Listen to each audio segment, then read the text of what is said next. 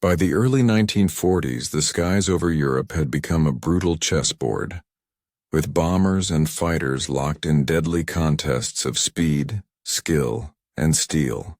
Into this chaotic theater soared the P-51 Mustang, an aircraft that would not merely participate in the war but redefine it.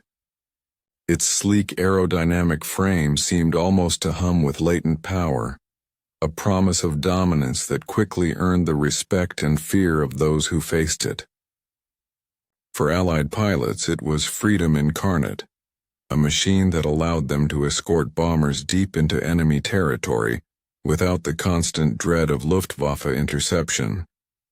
For German pilots, it was a nightmare in motion, a phantom of speed and precision that could appear from nowhere, strike with lethal accuracy, and vanish before retaliation.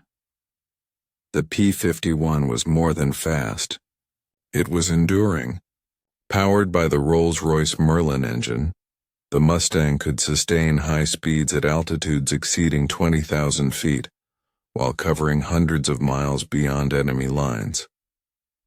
Its long range meant that bomber formations could be protected all the way to the heart of Germany, a strategic advantage the Luftwaffe struggled to counter.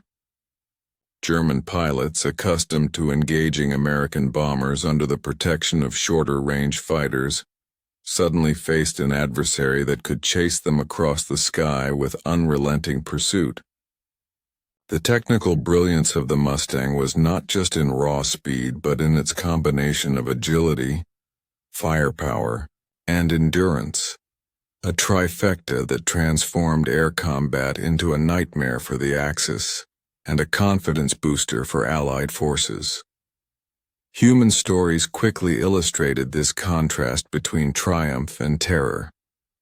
Lieutenant James "Jimmy" Richardson, flying his first mission in a Mustang over Berlin, recalled the sense of invincibility that washed over him as enemy fighters attempted to intercept the bombers he escorted. "We could outrun them, outmaneuver them, and still bring every bomber home," he said years later. In contrast, Oberleutnant Heinrich Bauer, a veteran Luftwaffe pilot, described the disorienting frustration of encountering Mustangs for the first time. "You'd think you had a chance dive on a bomber only to see this silver streak appear out of nowhere, guns blazing, and our Focke-Wulfs couldn't touch it," he recalled. The psychological impact was immediate: fear, frustration, and a dawning sense of inevitability that Germany's skies were slipping from their control. The Mustang also highlighted a profound technological gap. German aircraft, though formidable in earlier years, increasingly showed their age. Planes like the Messerschmitt Bf 109 and Focke-Wulf FW 190 struggled to match the Mustang's combination of speed, range, and maneuverability. Where German engineers relied on incremental upgrades, the P-51 represented a leap forward, a synthesis of aerodynamic science and engineering innovation that Germany had not anticipated in its urgency to win the air war. The contrast was stark. On one side, sleek innovation and adaptability. On the other, experienced pilots contending with machines that were outclassed in nearly every measurable way. Beyond the machines themselves, the Mustang became a symbol, a psychological tool as much as a weapon.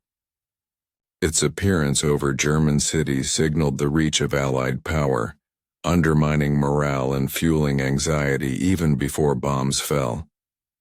Meanwhile, Allied airmen treated the Mustang almost like a trusted comrade, an extension of their own courage and skill. The aircraft did not just protect, it inspired. It reshaped air warfare and human perception alike, reminding both sides that sometimes technology could carry as much weight as strategy, and that in the vast skies over Europe, the P-51 Mustang was a symbol of power that few could ignore. In the final years of the war, As Allied bombers turned German cities into smoldering ruins and supply lines grew perilously thin, a different kind of battlefield emerged, one of intellect, precision, and obsession. Deep in a hidden laboratory, far from the shattered streets of Berlin and the industrial hubs of the Ruhr, a team of German engineers gathered around a prize captured from the skies, a P-51 Mustang. Unlike the soldiers and pilots who faced bullets and flak, these men fought with instruments, blueprints, and a relentless desire to understand the enemy. Their mission was clear: to dissect, analyze, and replicate the aircraft, believing that technological mastery could reverse the course of a war that increasingly seemed lost. Pride, nationalism, and scientific curiosity intertwined to drive them forward, even as the world outside their walls crumbled. These engineers were not mere mechanics. They were the embodiment of German technical tradition. Years of rigorous training, decades of precision engineering, and a culture that celebrated technical achievement converged in this high-stakes project. For them, the Mustang was both a challenge and an inspiration, a marvel of aerodynamics, propulsion, and material ingenuity that demanded every ounce of their intellect. Each panel removed, each component measured, each curve and rivet studied, became a testament to their dedication. There was a quiet thrill in understanding how the Allies had created something so elegant, something that could dominate the skies with seemingly effortless grace. It was not just curiosity. It was a form of intellectual defiance, a belief that knowledge could somehow substitute for the faltering resources and morale that increasingly defined Germany's reality. Yet, for all their confidence, the engineers were painfully aware of the stark contrast between their controlled laboratory and the chaos outside. Bombed-out factories and rationed supplies served as a constant reminder that brilliance alone could not win a war. Materials were scarce, precision instruments were often in short supply, and even skilled technicians could not work at full efficiency under the strain of air raids and fuel shortages. Every breakthrough in the lab was shadowed by the knowledge that planes were being lost faster than they could be replaced, that pilots, so meticulously trained, were being killed in numbers the country could ill afford. The tension between methodical science and wartime desperation was palpable. In the quiet hum of the laboratory, the outside world's chaos pressed in, a reminder that genius could only do so much when weighed against the overwhelming momentum of the Allies. Despite this, the engineers pressed on, driven by a mix of hope and obsession. Some saw the Mustang as a key to restoring national pride, a chance to demonstrate that German engineering could still rival the world's best. Others framed their work in more personal terms, as a final opportunity to assert relevance and skill before the inevitable collapse. Conversations often oscillated between technical jargon and existential reflection, with engineers debating the aerodynamics of the laminar flow wing one moment and the morality of their work the next. The air crackled with intensity, a mixture of reverence for the aircraft, competitive spirit, and the underlying fear that their efforts might ultimately be in vain. Human stories punctuated the technical grind. One young engineer, barely 25, worked through nights without sleep, sketching stress tolerances and engine schematics by candlelight during blackouts. An older colleague, a veteran of pre-war aircraft design, muttered about lost opportunities and the mistakes that had led Germany to this desperate situation, even as he marveled at the Mustang's ingenuity. Each individual carried a personal burden, the pressure of expectation, the weight of national pride, and the gnawing awareness that failure could not just end a project, It could symbolize the final fading of a nation's technical supremacy.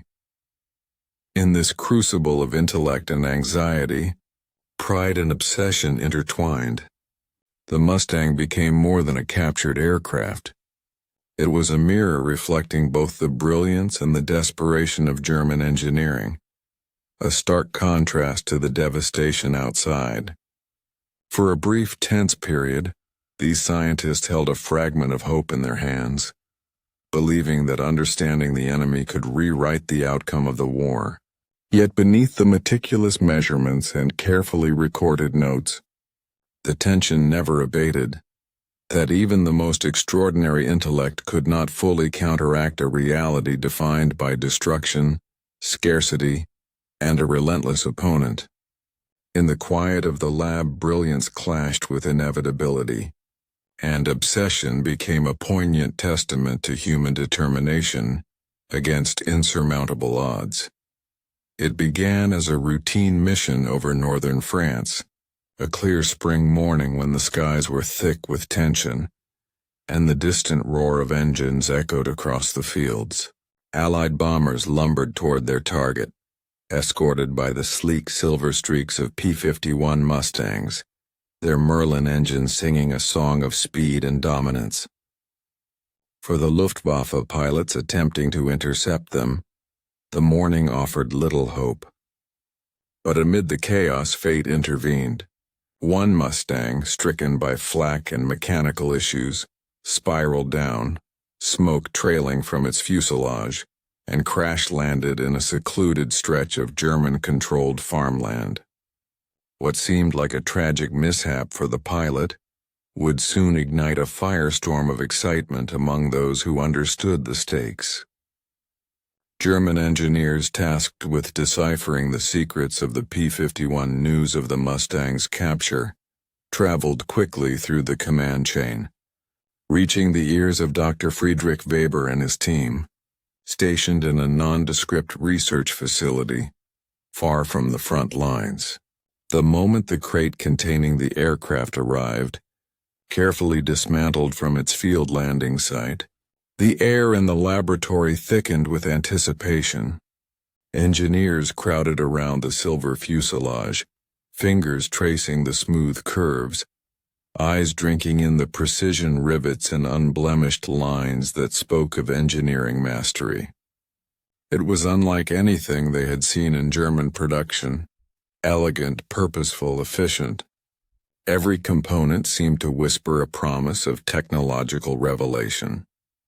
In contrast, the aging Focke-Wulfs and Bf-109s that still filled the Luftwaffe hangars appeared suddenly archaic, their designs utilitarian at best, hurriedly patched together in a war increasingly defined by scarcity and desperation. As the team began their careful inspection, a mix of awe and opportunistic excitement rippled through the room.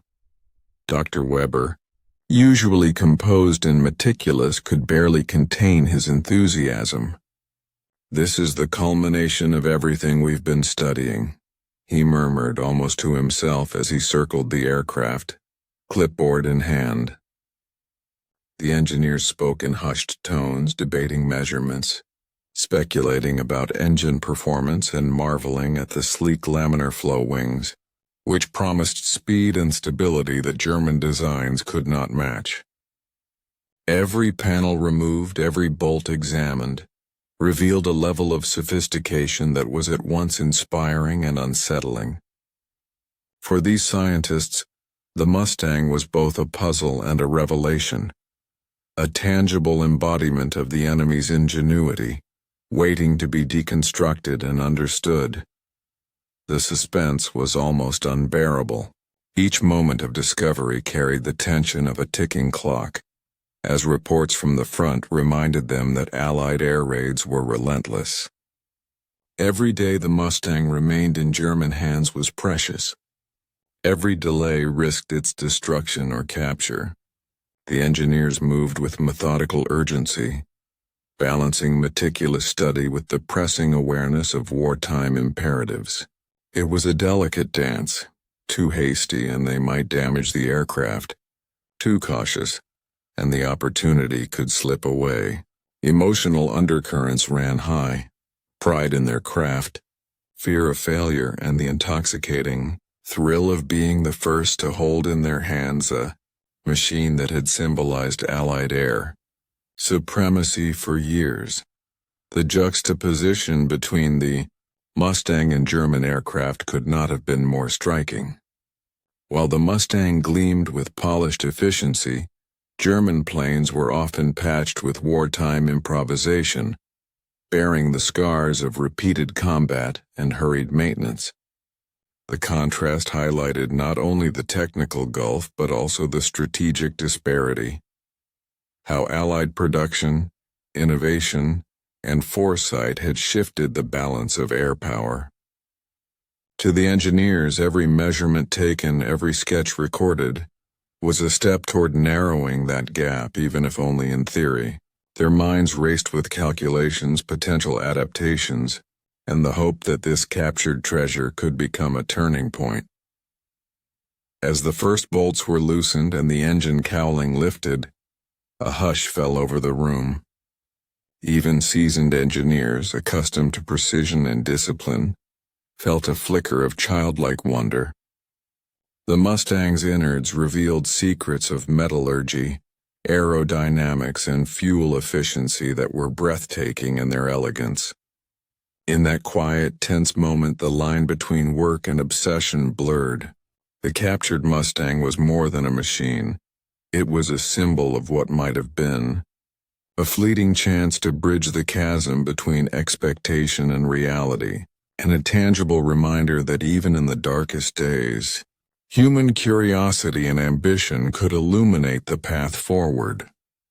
Inside the dimly lit laboratory, the captured Mustang stood like a silent monument to ingenuity. Fluorescent lights cast long shadows across the polished aluminum fuselage, and the faint scent of oil and metal filled the air. Dr. Weber and his team gathered around, each armed with calipers, micrometers, and meticulously kept notebooks. Their task was daunting: to strip the aircraft down piece by piece, layer by layer, to uncover the secrets hidden within its elegant frame. Every bolt, every rivet, every panel removed was a small victory, but also a reminder of the enormous gulf between curiosity and comprehension. Here, intellect met obsession, and time was the enemy as much as the metal itself. The engineers began with the engine, the heart of the Mustang. Carefully, they removed the cowling to expose the Rolls-Royce Merlin, a marvel of precision engineering that German eyes had never examined up close. Each cylinder, camshaft, and valve was measured, recorded, and photographed. They compared it to their own Messerschmitt engines, noting differences in metallurgy, tolerances, and cooling systems. The Merlin's compact yet powerful design stunned them. Where German engines relied on brute force and familiarity, the Mustang's engine embodied efficiency, balance, and innovation. One young engineer, barely 23, could hardly contain his excitement. He traced the contours of the engine block with trembling hands, whispering, "It's perfect. How did they even manage this under war conditions?" The process moved slowly, methodical, and painstaking. Every wing was examined, every aileron tested for movement, every rivet scrutinized. The team employed tools and techniques honed over decades, but even their expertise struggled against the complexity of the Mustang. Hidden wiring harnesses, reinforced spars, and ingenious control linkages were discovered layer by layer. They marveled at the laminar flow wing design, a subtle curvature that reduced drag and improved lift. Unlike German designs, which often emphasized raw power over subtle aerodynamic advantage, the Mustang revealed an understanding of air as a living, responsive medium. The engineers recorded diagrams and calculations, their pens flying across graph paper as their minds raced to decode the logic behind every innovation. Yet, the work was not without frustration. Wartime pressures pressed in relentlessly. Supplies were limited, tools were worn, and the constant hum of distant air raids reminded them that each hour was precious. Mistakes could not be afforded. Even a damaged component could ruin weeks of meticulous measurement. And yet human error crept in, an engine cover dropped, a scratch on a wing panel, moments of exasperation when measurements contradicted expectations. Dr. Weber's normally calm demeanor sometimes gave way to sharp bursts of irritation, followed by reflective silence as he considered the consequences of miscalculations. These were not just machines they were dismantling. They were embodiments of knowledge, precision, and possibility. Among the discoveries were details that left even seasoned engineers awestruck. Hidden reinforcements in the fuselage revealed foresight and crash survivability. Unconventional alloys, lighter yet stronger than German equivalents, hinted at resourcefulness and experimentation. The wiring harnesses were compact and logically routed, minimizing vulnerability to vibration and damage. Every revelation forced the team to rethink long-held assumptions about engineering, production, and design philosophy.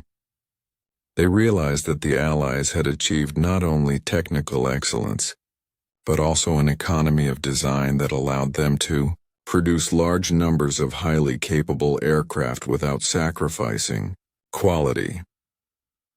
The human dimension of the lab was equally compelling. Engineers shared whispered conversations, trading hypotheses and small triumphs as if they were children discovering a hidden treasure. Occasionally, debates flared over interpretations of measurements or the purpose of a particular mechanism. One young engineer insisted a certain control linkage was redundant. A senior colleague countered that its purpose was subtle but critical. Arguments erupted and subsided, laughter mingling with exasperation, all underscoring the profound engagement of minds grappling with brilliance under pressure. Their awe was tangible, mixed with envy and a touch of despair at the realization that understanding alone could not turn the tide of war. As the Mustang was stripped down to its skeleton, the full scope of Allied ingenuity became undeniable. Each component revealed careful calculation, innovative problem-solving, and a depth of knowledge that German engineers both admired and feared.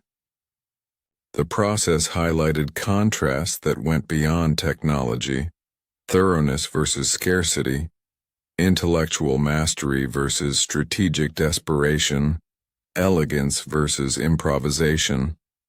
In those long, intense hours, the engineers experienced a complex array of emotions: exhilaration at discovery, frustration at limitations, and a lingering awareness of the futility that hovered at the edges of their obsession.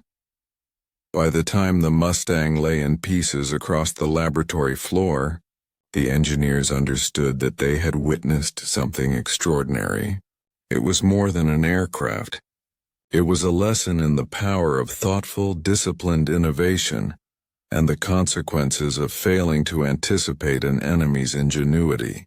They had captured the prize, dissected it, and learned from it, yet the work also left them with a haunting recognition. Brilliance alone could not compensate for strategic collapse, and even the most meticulous analysis could not rewrite the reality of the war. The Mustang, in its disassembled glory, was both a triumph of intellect and a bitter reminder of what could no longer be changed. After weeks of meticulous disassembly, measurement, and analysis, a quiet tension settled over the laboratory. Dr. Weber and his team had peeled back every layer of the Mustang, exposing its secrets and marveling at its engineering sophistication. Each innovation they uncovered, from the laminar flow wings to the compact, powerful Merlin engine, was a revelation. The initial thrill of discovery, that intoxicating feeling of standing at the frontier of knowledge, had begun to give way to a more sobering realization. They were confronting a bitter truth, understanding the Mustang would not turn the war around. Knowledge, no matter how precise or exhaustive, could not replace the crushing strategic disadvantages Germany now faced. The contrast between intellectual excitement and stark reality could not have been sharper. Within the walls of the lab, engineers debated rivet placement and airflow dynamics with fervor, their eyes bright with fascination. Outside, the Allied bombing campaign intensified. Factories burned and fuel shortages crippled production. The team's painstaking analysis could not provide the raw materials, the trained pilots, or the industrial capacity needed to produce an aircraft that matched, let alone surpassed, the Mustang. Every calculation, every diagram, every insight now carried an undercurrent of futility. The very brilliance they sought to emulate was being produced in numbers that Germany could never hope to match. A relentless tide that made their intellectual victories feel hollow. Reflections of misjudged priorities weighed heavily on the engineers. They remembered earlier decisions by the Reich, expensive experimental aircraft projects, diverted resources, and an over-reliance on untested technology that had failed to meet expectations. Hours spent theorizing about aerodynamic efficiencies or metallurgical breakthroughs suddenly seemed almost frivolous against the backdrop of systemic failure. The Mustang was more than a machine. It was a mirror reflecting Germany's miscalculations. Its very existence highlighted the gap between ambition and execution, between clever engineering and the grinding realities of total war. The team understood with growing despair that their work could at best provide insights for future design, but it would not salvage the present. The enormity of Allied production capacity became painfully clear. For every Mustang they analyzed, dozens more were taking to the skies. Training programs, supply lines, and maintenance networks functioned like clockwork, a vast machine of industrial efficiency and logistical foresight. German engineers, no matter how skilled, were confronting a quantity and quality imbalance that their intellect alone could not overcome. It was an almost cruel irony. The very traits that defined German engineering, precision, thoroughness, ingenuity, were being rendered impotent by scale. Their pride in technical mastery clashed with the brutal arithmetic of war, a calculation that left no room for admiration or envy, only recognition of a fundamental, irreversible disadvantage. The human toll deepened the sense of tragedy. Engineers felt their own frustration mirrored in the pilots at the front. Men who risked their lives daily in aircraft increasingly outclassed by Mustangs and other Allied planes. They began to grasp the psychological impact of the enemy's dominance. Fear among Luftwaffe pilots, diminished morale among ground crews, and the creeping inevitability of defeat. The Mustang, once a symbol of curiosity and intellectual challenge, had become a stark emblem of loss. The engineers' notebooks, once filled with excitement and hypothesis, now recorded lessons in futility, adaptation, and humility. Even as they cataloged every feature, measured every component, and debated every subtle engineering choice, the team felt a growing, unspoken awareness. This knowledge could not alter outcomes already decided by circumstance, production, and relentless Allied momentum. Their most brilliant insights, painstakingly derived from the Mustang's form and function, would arrive too late to change the tide of war. The realization struck with a quiet, almost unbearable gravity, a combination of awe for their adversary's skill and sorrow for the futility of their own efforts. In the end, the engineers were left with bitter irony. They had captured, studied, and understood one of the most advanced fighters of the war. Yet this achievement could not salvage the crumbling reality outside their laboratory walls. Intellectual triumph collided with strategic impotence, leaving a haunting lesson. Even brilliance cannot overcome overwhelming odds. The Mustang had been a teacher, but its lessons were as much about what could not be done as what could. And in that knowledge lay a tragedy that none of the engineers could ignore. By 1944, the skies over Europe had become a theater where industrial might often mattered more than individual skill. The Luftwaffe, once the proud symbol of German air power, was stretched thin, struggling to replace lost pilots and aging aircraft. Training programs, once rigorous and comprehensive, had been truncated to keep pace with battlefield losses. Young recruits were thrown into combat with minimal experience, a stark contrast to the well-prepared and increasingly seasoned Allied airmen. Meanwhile, Allied production surged. Factories in the United States and Britain churned out thousands of P-51 Mustangs, B-17 Flying Fortresses, and other aircraft, each machine benefiting from lessons learned across the Atlantic. The contrast could not have been more pronounced. While Germany clung to hope that technical innovation could salvage its air forces, the Allies relied on the relentless arithmetic of production, training, and logistics. The Mustang's superiority exemplified this disparity. Its extended range allowed escort missions deep into German territory, protecting bomber formations that otherwise faced near-certain destruction. Allied pilots spoke of the Mustang almost reverentially, noting how its combination of speed, agility, and firepower turned dogfights into calculated maneuvers rather than desperate scrambles.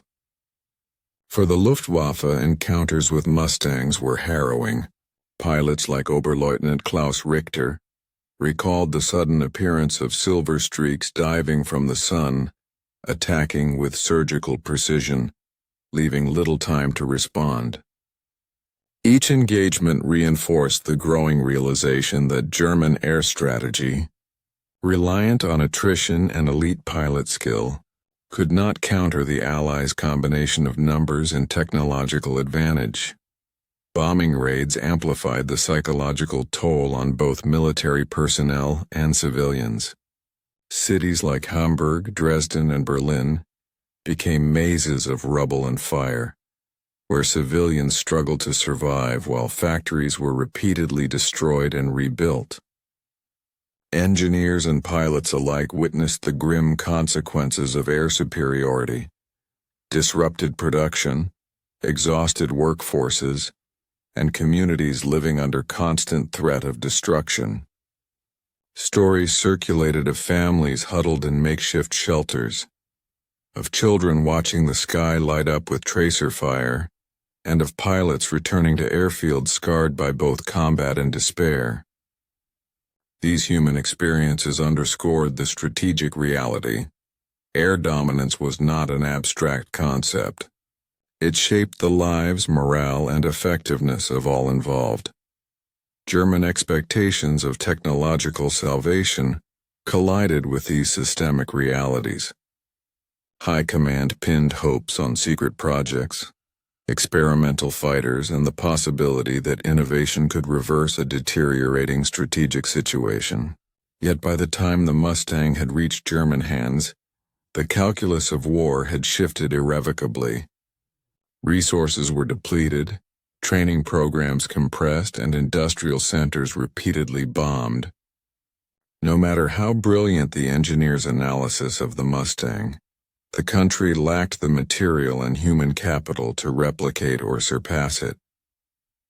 The Mustang was not merely a plane, it was a symbol of systemic imbalance, highlighting the consequences of over-reliance on ingenuity in a context dominated by production, logistics, and overwhelming Allied momentum. Dogfights illustrated this disparity in stark, Human terms, Allied pilots could engage in coordinated formations, drawing on superior communication and training, while Luftwaffe units were often outnumbered and forced to react rather than plan.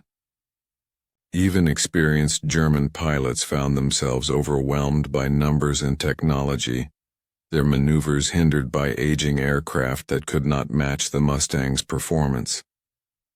Individual skill mattered, but it was increasingly outweighed by the Allies' integrated strategy, where intelligence, radar, and coordinated attacks maximized the effectiveness of each plane. By viewing the air war through this broader lens, the Mustang's capture and reverse engineering took on a different significance. It was no longer simply an object of curiosity or technical obsession.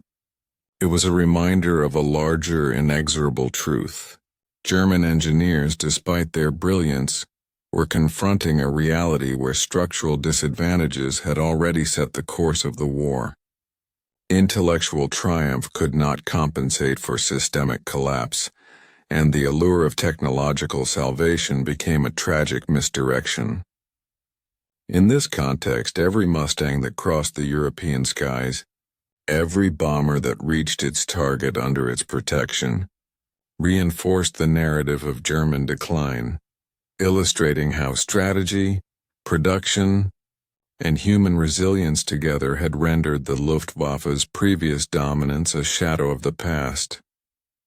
Within the shadowed laboratory where the captured Mustang lay in pieces, human stories unfolded quietly but with intensity.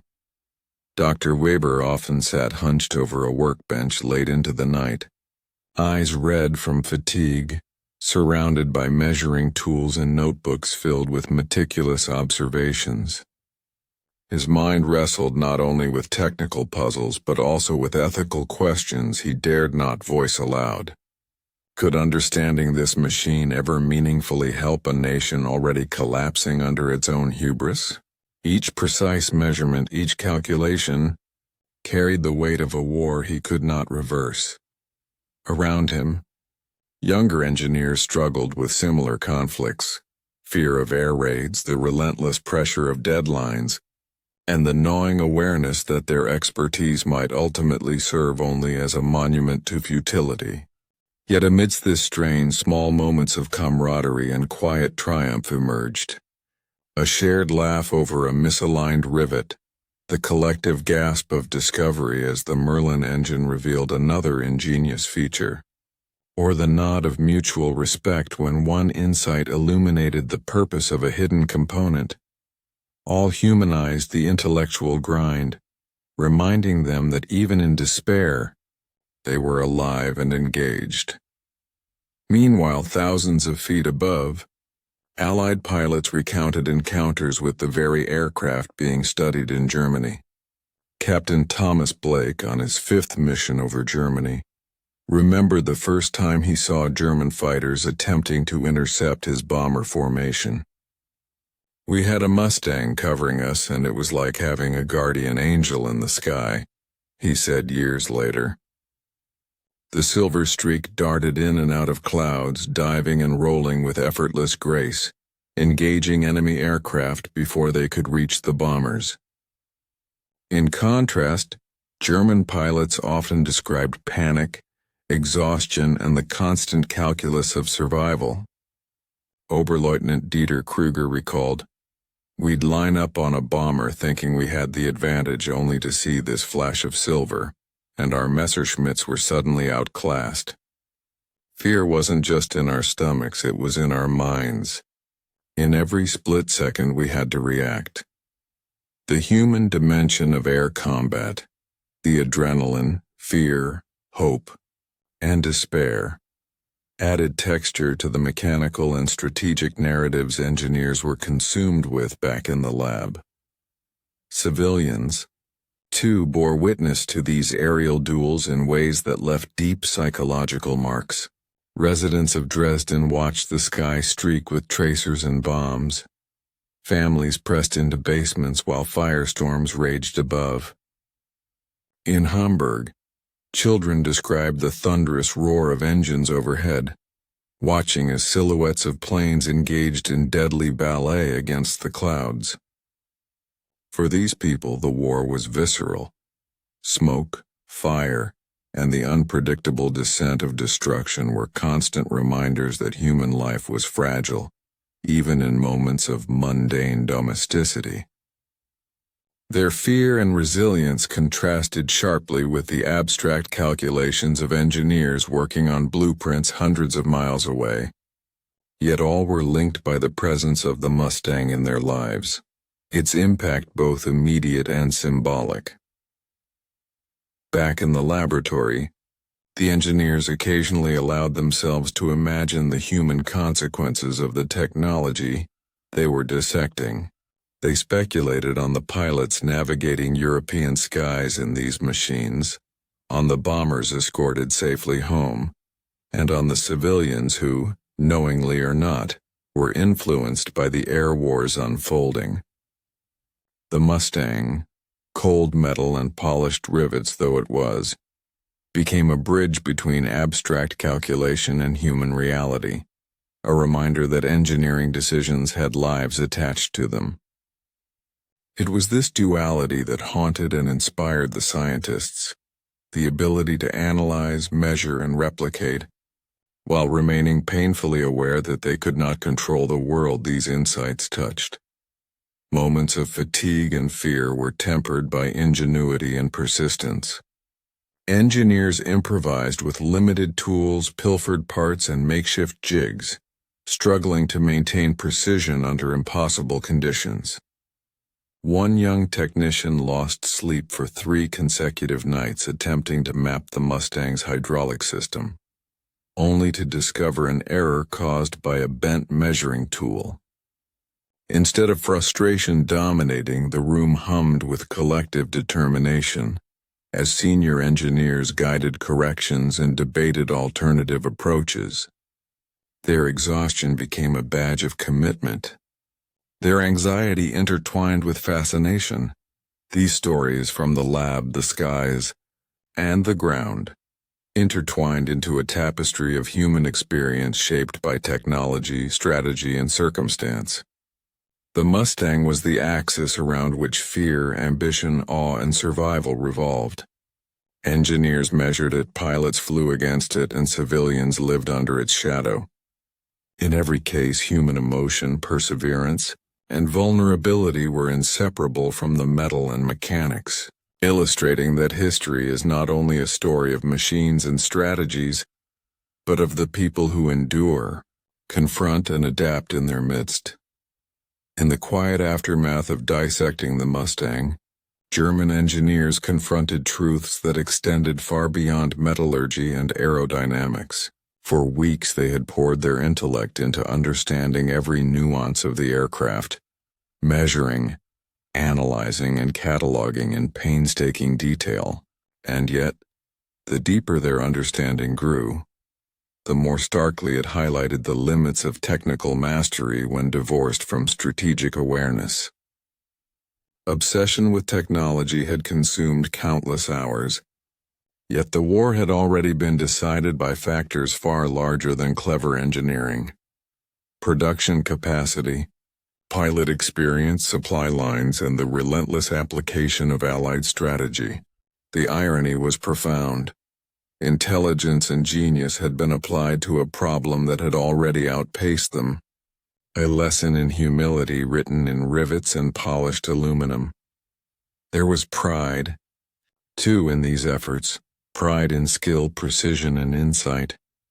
The engineers had achieved what few could, cracking open the Mustang's secrets and deciphering its brilliance. Yet that pride carried a shadow of irony. The very ingenuity they admired in the Mustang underscored the futility of their situation. They could emulate its design, replicate its materials, even improve on minor aspects, but they could not recreate the environment that had allowed the Allies to exploit it fully. Their focus on perfection and isolation revealed the gap between intellect and circumstance.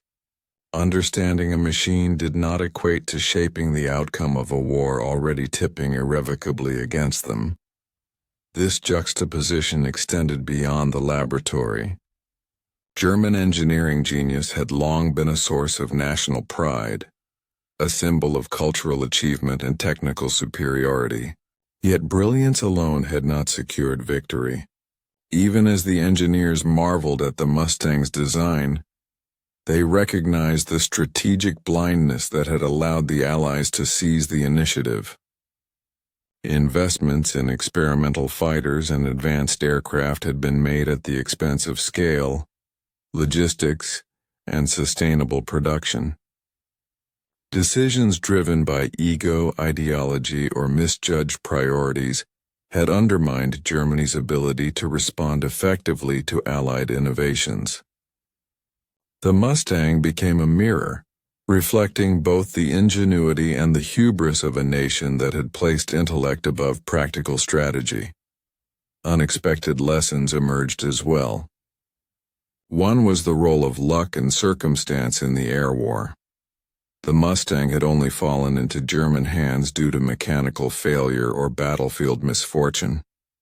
Another was the human element, often overlooked in calculations of engineering and production. Pilots' skill, resilience, and decision-making could not be fully captured in blueprints. Civilians' adaptation to bombing raids and the psychological toll of sustained conflict shaped the war in ways that no technology alone could overcome. The engineers began to see that warfare was a tapestry of interwoven factors: strategy, technology, human endurance, and chance, each influencing outcomes in ways that defied simple logic or precision. The cultural lesson was no less profound. The obsession with perfection, emblematic of the engineering mindset, collided with the unpredictability of human experience. It revealed a broader truth about ambition and error, that even the most carefully applied intelligence can falter when confronted with complexity, scale, and chaos. The engineer's meticulous work, though brilliant, could not substitute for strategic foresight or the mobilization of resources necessary to exploit their discoveries. In the end, the Mustang taught them that human endeavor, no matter how rigorous or inspired, is bound by context and circumstance. Reflective questions lingered, unspoken yet heavy. How often do brilliance and ingenuity fall victim to poor timing or misjudged priorities? Can understanding alone ever substitute for awareness of broader systems? To what extent do pride and ambition blind us to realities that cannot be measured on paper or engineered in a lab? These questions extended beyond the laboratory, beyond the air war, and into the human experience itself. They reminded the engineers, and anyone who would study their story, that history is rarely shaped solely by intelligence or skill, but by the unpredictable interplay of knowledge, circumstance, and human choice. Ultimately, the Mustang stood as a symbol not only of technological achievement, but also of irony, reflection, and humility. It highlighted the limits of obsession, the cost of misjudged priorities, and the ways in which human ambition can both inspire and deceive.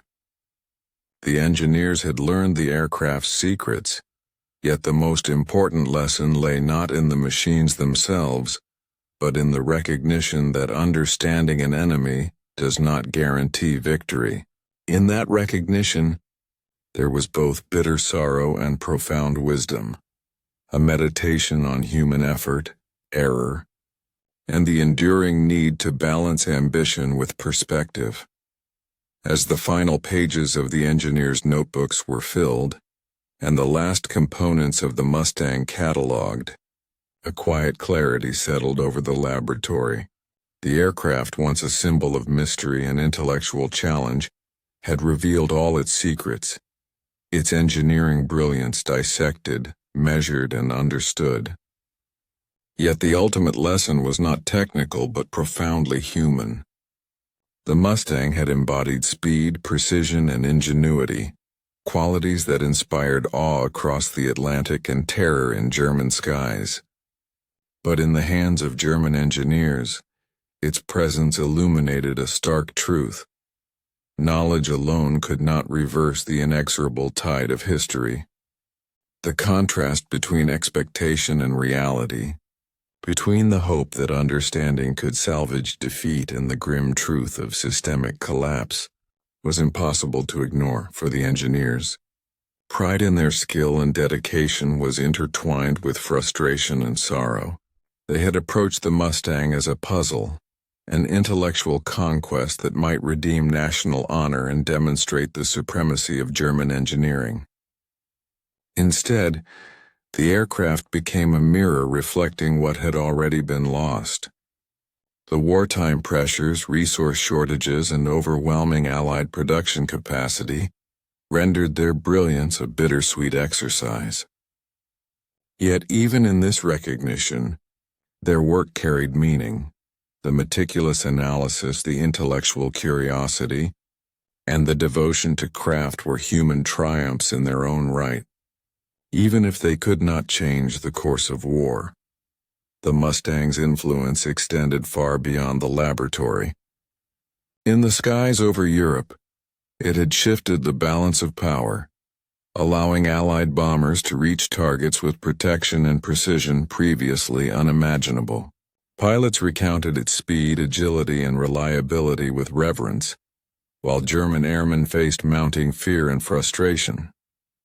Civilians witnessed the consequences of air dominance in ways both immediate and harrowing, their lives entwined with the technology and tactics shaping the conflict above them. In each of these narratives, scientists, pilots, and civilians, the Mustang became a symbol of innovation, a touchstone for human experience, and a reminder of how technological mastery can shape the course of events while leaving its influence on countless individual lives. Ultimately, the story of the Mustang and the German engineers underscores the interplay between ingenuity and circumstance.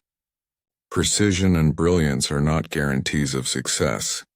They are tools that, in isolation, cannot overcome the broader realities of war, resource limitations, or strategic misjudgment. The aircraft's capture, disassembly, and study were achievements of intellect and persistence, yet they were also reminders of human limitation and the tragic gap between ambition and outcome. In this contrast lies the enduring lesson.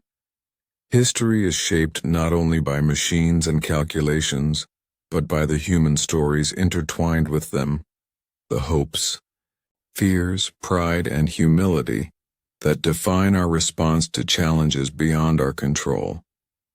As the lab fell silent and the Mustang rested in its carefully reconstructed form, the engineers understood that they had glimpsed greatness, and with it the irony of timing and circumstance.